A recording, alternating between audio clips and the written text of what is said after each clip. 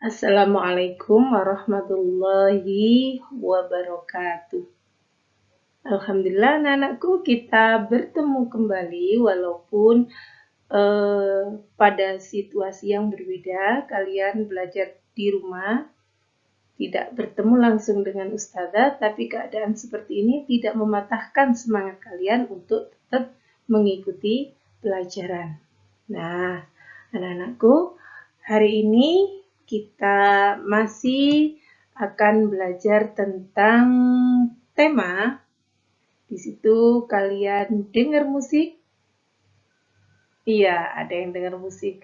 Di situ sudah ada tampilan gambar nada. Nah, gambar nada tersebut biasanya kalau ada musik suka menari ya? Iya. Nah, hari ini kita akan mempelajari apa ya? Oke, sebelum kita masuk ke pelajaran, marilah kita awali kegiatan kita hari ini seperti biasa dengan membaca basmalah. Bismillahirrahmanirrahim. Mudah-mudahan Allah Subhanahu wa Ta'ala senantiasa memberikan kemudahan, keberkahan, dan kelancaran pada setiap kegiatan kita. Hari ini kita akan belajar masih tetap indahnya kebersamaan, yaitu tema 1, subtema 1 pada muatan pelajaran SPDP. Maka tadi ditampilkan Ustazah gambar di situ gambar musik. Tapi kita pelajari apa ya tadi? Musik biasanya erat hubungannya dengan tari. Oke, kira-kira apa ya? Nah, hari ini ternyata kita akan belajar tentang ragam gerak tari. Ya, tentunya di kelas sebelumnya, kelas 1, 2, maupun 3, kalian sudah diajari tentang ragam gerak tari. Nah, kita ulas kembali. Di sini kita akan membahas tentang unsur utama dari tari. Unsur utama dari tari adalah gerak. Jadi, kalau orang tidak bergerak, namanya bukan menari. Dinamakan tari karena bergerak. Nah, gerak dalam tari melibatkan unsur anggota badan. Jadi, anggota badan si penari itu akan bergerak. Gerak dalam tari berfungsi sebagai media atau alat untuk mengkomunikasikan maksud-maksud tertentu dari penari. Jadi gerakan penari itu menyampaikan kepada pemirsa atau penonton maksud dari penari tersebut. Tiap daerah mempunyai selera yang berbeda, sehingga gerak tari tiap daerah berbeda-beda. Nah, tema gerakan tari mempunyai nilai simbolik. Oke, kita lanjutkan. Setelah ragam gerak tari, kita akan mempelajari tentang tema dalam tari. Nah, tema merupakan gambaran awal gerak-gerak yang diperagakan penari. Jadi gambaran dari awal gerak-gerak yang diperagakan penari itu disebut dengan tema.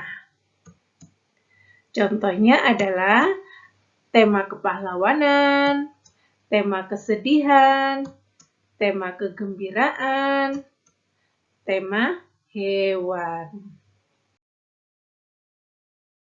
Kemudian, gerak yang muncul dalam tema. Tadi kan ada tema kepahlawanan, tema kesedihan, tema hewan. Nah, gerakan yang muncul dalam tema-tema tersebut itu apa saja? Coba kalian perhatikan. Nah, gerak yang muncul dalam tema kepahlawanan biasanya gerak pencak silat, gerak perang, bela diri, atau olah kanuragan. Karena mencerminkan sosok pahlawan berarti pemberani. Ya, gampang kalau gerakan tari tersebut banyak pencak silatnya, oh berarti tema kepahlawanan. Selanjutnya, kalau tema kesedihan, gerak yang muncul adalah gerak permohonan, sedih, lemah gemulai. Raut mukanya menunjukkan ratapan kesedihan. Nah, bisa dilihat dari gerak penari. Kemudian tema kegembiraan. Wah, biasanya tema kegembiraan ini gerak yang muncul biasanya sukacita, meloncat-loncat, melambai-lambai, melenggang-lenggang, bergoyang-goyang. Itu menunjukkan tema kegembiraan. Kemudian juga ada tema hewan.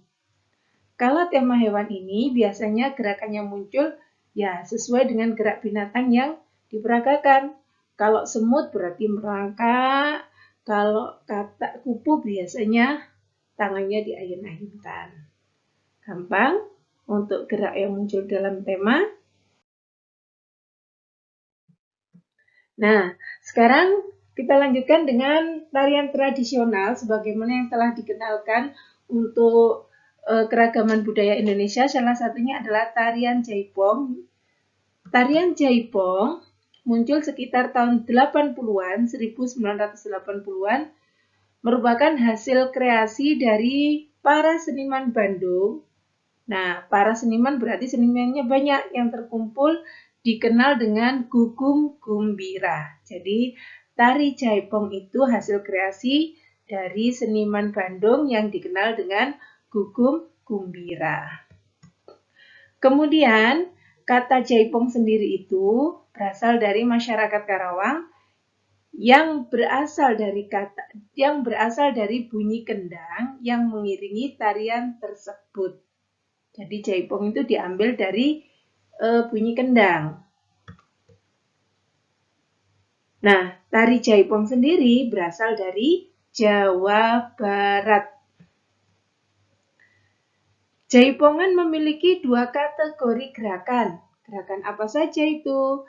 Yaitu gerak ibing pola atau tarian berpola. Yang kedua adalah gerak ibing saka, yaitu tarian acak. Nah, kalau tadi gerak Jaipong ada dua, ibing pola dan ibing saka, maka kita akan mendalami tentang istilah tersebut. Nah, Jaipongan tadi memiliki dua kategori gerakan, yaitu tadi apa? Ibing pola atau tarian berpola dan ibing saka. Ibing pola yaitu tarian yang dilakukan secara berkelompok. Di koreografi disajikan dalam bentuk panggung untuk kebutuhan tontonan. Jadi ditarikan berkelompok untuk tontonan.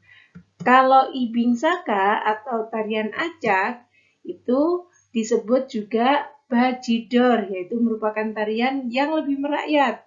Kenapa? Karena posisi penonton sejajar dengan penari, sehingga penonton bisa ikut menari dengan penari sendiri.